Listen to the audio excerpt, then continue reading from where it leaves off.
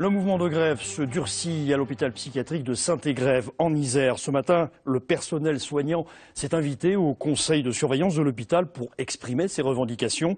Manque de lits, manque de médecins. Les grévistes estiment qu'ils ne peuvent plus assurer leur mission correctement. Faiza Gareliounzi, Dominique Semet. Ils étaient une cinquantaine ce matin à s'inviter au conseil de surveillance de l'hôpital psychiatrique de Saint-Égrève.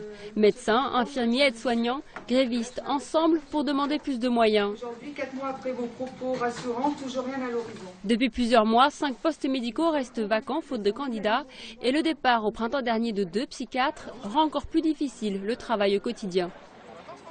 Alors il faut savoir que pour l'instant, on fait tourner les pavillons de 25 lits avec 1,2 ou 1,3 équivalent temps plein.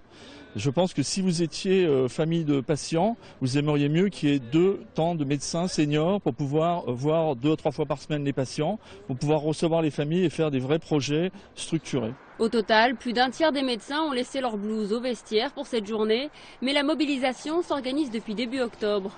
L'élément déclencheur, la fermeture de lits, notamment dans le pavillon Tony Lenné.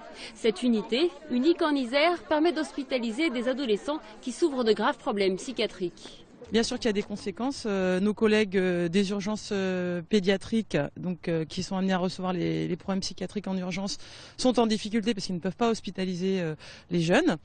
Parce qu'il manque, aujourd'hui, il manque 5 lits à l'unité Tony Lenné parce qu'il manque des médecins pour pouvoir faire tourner l'unité correctement. Après avoir exprimé leurs revendications devant le conseil de surveillance, les grévistes se sont rassemblés devant la préfecture où ils n'ont pas été reçus.